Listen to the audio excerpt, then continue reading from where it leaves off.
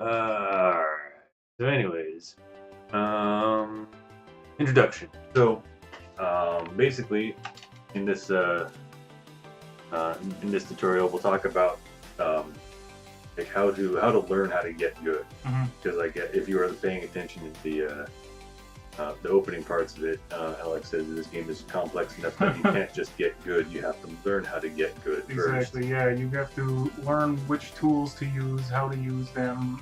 I mean, as far as training mode or what you should be looking for when you're playing.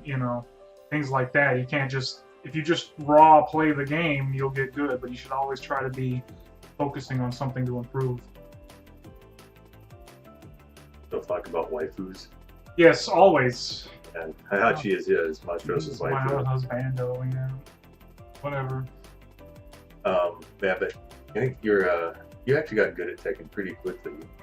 Like between the time you showed up and like about a year into it, you were doing really good. If you say so. Didn't feel that way, but yeah. Yeah, and that's one of the big problems too. Is that like is that a lot of the ways that people think that they're improving is if they start beating people they were losing to before. Hmm. But that's not a good metric because it's going to take you Yeah. a long time to start beating some good players. And it's not really even viable for most people. Luckily, here in Seattle, we've got a huge, group of diverse players where I could actually see myself taking down targets. That's basically what I did. I had a hit list, and it was like Chris, boom. What do I got to do to beat Chris? And then what do I got to do to beat the next guy on the list? And I just took them down one at a time. But if you don't have a scene with 40 people or of different skill levels, that tactic is not available to you. So we're gonna have to talk about what else you can do. So, anyways, I'll take you through the thought process of how you get to improve, like what you should be doing, thinking about how you should be training. Um, yeah, and so we'll also give you a way to gauge your improvement outside of just whether or not you're winning more or not. Um, because you know, you can be improving a lot but not winning.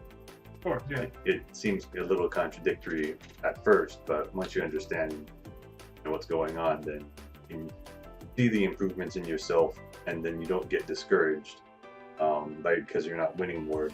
See you're improving, Yeah. and it'll pay off eventually. You may be closing the gap between you and the person you're playing and still losing, but you're closing that gap. Yeah, and in Tekken, like even a small skill difference makes a huge change in results. Hmm.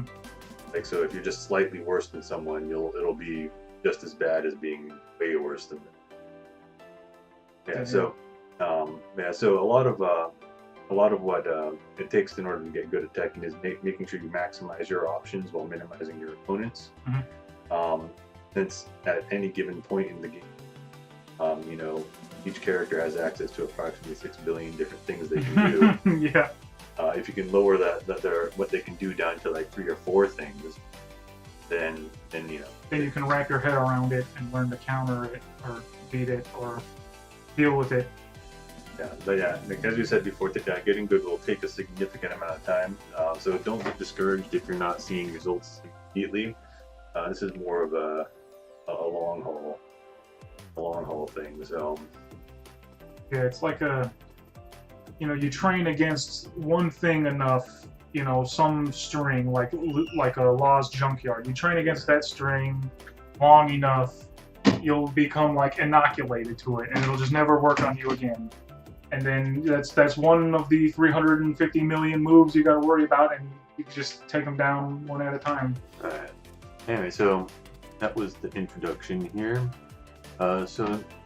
Anything else you wanted to add to the intro before we get into actual stuff?